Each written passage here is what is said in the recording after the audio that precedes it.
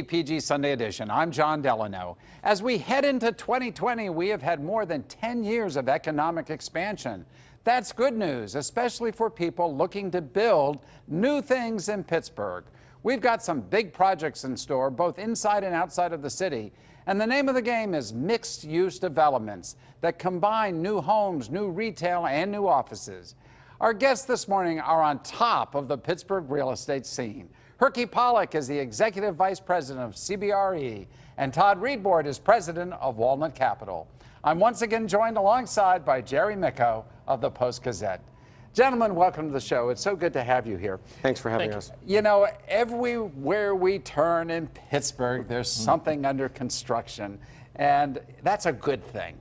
And I'll just begin with the Strip District, because it seems to me every time I drive down to some of my favorite haunts in the Strip, I'm seeing something new going up.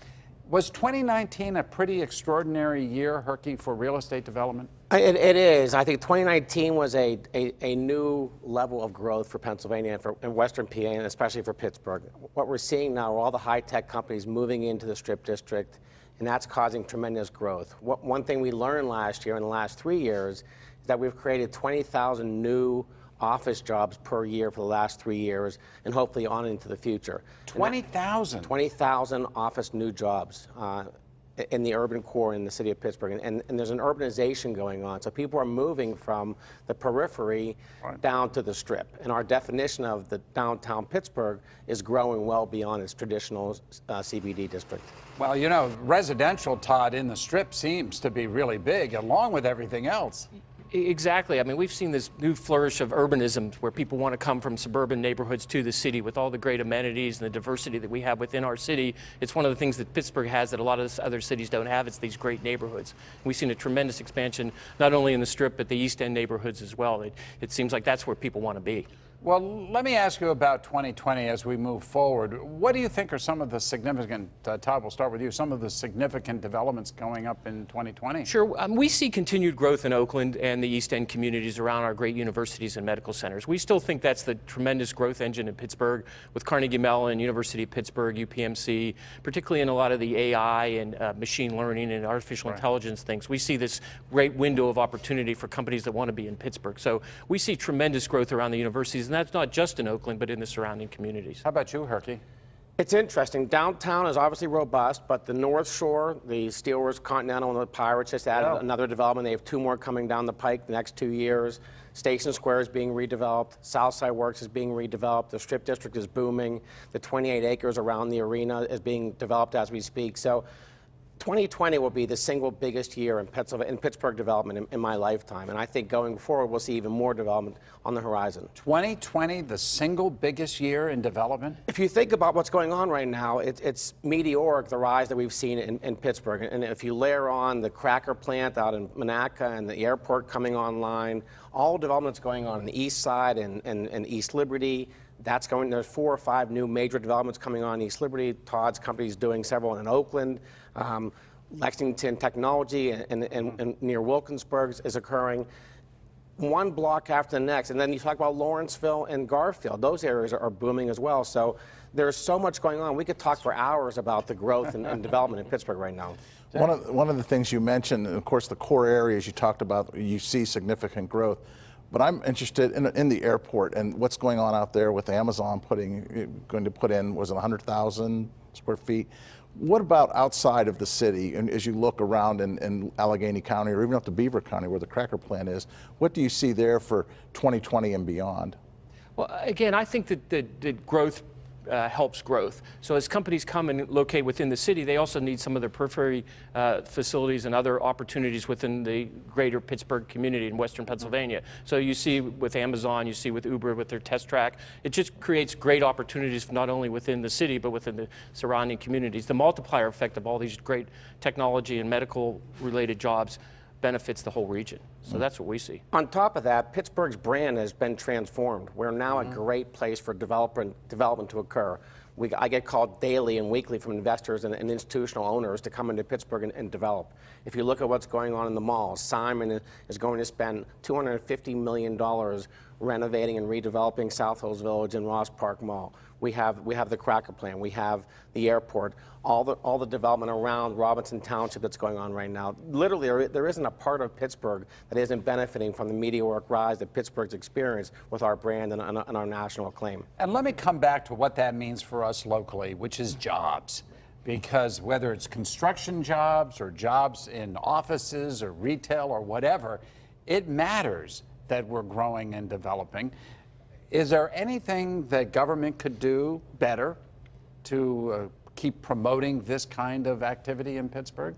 Or are we doing the right things? Well, I always say we're halfway there. I think government has done a great job to get us where we are today, but we're not done. We need to grow our population and continue to create economic vitality so that our region can continue to grow and prosper. So I think that a lot of the great things that we've invested in the infrastructure, in cleaning up our air and our schools, we need to continue to do. So I think that government plays a huge role in that. And I think we have a good team in place, but we need to realize that we can't just stand on our laurels. We have to continue to improve. Yeah. The other thing to piggyback off of that is many of the major developments you're seeing in downtown, the Strip District, the North Shore, and all around would not occur without a great public-private partnership, whether that's for funding from state monies, county monies, local monies, or infrastructure to simply allow the roads and all the mechanicals to occur. So without the development of a public-private partnership, we're not going to see the kind of growth we've seen over the last 10 years. And there's a lot more coming. It has to sustain itself, though. You know, last Thursday when Rich Fitzgerald took the oath of office for his third term, he noted,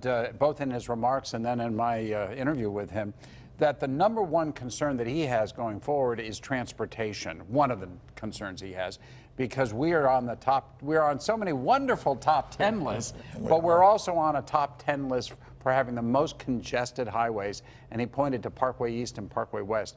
Is that an inhibitor to development, transportation needs?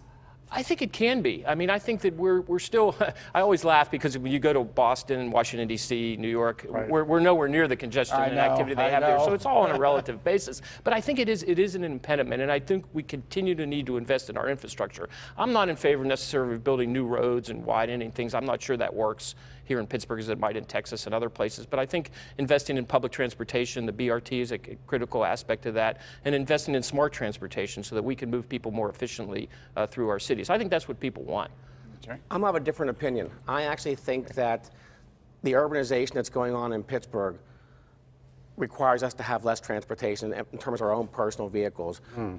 Companies like Giant Eagle, for example, who have had their headquarters for 75 years out in the RITC Park O'Hara, are now moving into the city. There's a lot of people moving into the urban core. Myself, we just bought a condominium, my wife and I, in downtown Pittsburgh. We're not going to need to have as many cars as we did living outside the city. So the urbanization that's going on, the campus-like setting that's going on, I think spawns people thinking differently, acting differently, and certainly transportation is a very big component of that. Talk about the public-private partnership and its importance. How about nonprofits? They're involved too. And so as far as being on boards or on committees, they also serve for the Strip District too. So totally, we're very lucky that Pittsburgh's the second largest philanthropic giving city in America, and there's always been that way. So the corporations and the foundations and the nonprofits working in conjunction with the regular developers and the regular community have certainly created a great environment for development. And also, I think it's a huge benefit, sort of our quality of life that we have based on our legacy foundations and the cultural arts and the cultural district. I mean, it's something that separates us from a lot of other cities of our similar size, that we have these great legacy organizations in the theater and the symphonies and the ballet that really help us when we're attracting new talent. I mean, when these tech companies look for where they want to locate, they take a scorecard and they say, what are the great amenities that you have? You know, transportation, cost of living, quality of air, schools are important, but also the cultural activities, not just sports, but cultural and other activities are very important. We only have a minute or so left, so let me give each of you an opportunity to tell us what you think is the most important project you're working on in 2020, things that you care about. Sure. Or if you see others doing things, let us know. You can share that too. Yeah, we're huge believers at Walnut Capital in the Brookings Institution study that showed how the growth potentials in Oakland around our great universities and medical centers. So we'll be starting on a large 280,000 square foot office tower that will be available for companies that want to locate close to the universities and the medical centers that can look for biomedical research and other things. Where's that going to be? At 5th and Halkett in Oakland, sure. where we're ready to get started here shortly. We think that's the sleeping giant, particularly with the University of Pittsburgh and UPMC, bringing corporate partnerships to our city. Carnegie Mellon's done a great job on the tech side, but we think the universities under Chancellor Gallagher is really pushing that, can be the great next growth opportunity in our Ricky, city. how about for you at CBRE? Mine's urbanization. So again, I'm working with the Steelers, the Pirates, and Continental on 2 new projects going forward in the North Shore, working with Brookfield on the redevelopment of Station Square. Where on the North Shore specifically? Between the 2 stadiums, right across from the new SAP building. One of the parking lots. Correct. And then working with Brookfield on the repositioning and redevelopment of Station Square, then working on the redevelopment of Southside Works. So I think those 3 urban developments will really transform Pittsburgh going forward. Well, certainly Station Square and the Southside Works, both those areas need a little help. They do, but it's been here for a long time. They have great brands, and I think with a little bit of TLC, we'll be in good shape. Well, gentlemen, there's nothing in Pittsburgh that happens on a real estate level that you two don't know about. Thank you for sharing with us and our audience today. We very much appreciate it. Thank you. Thank you. And we'll be back in a moment when the KDPG Sunday edition continues. Stick with us.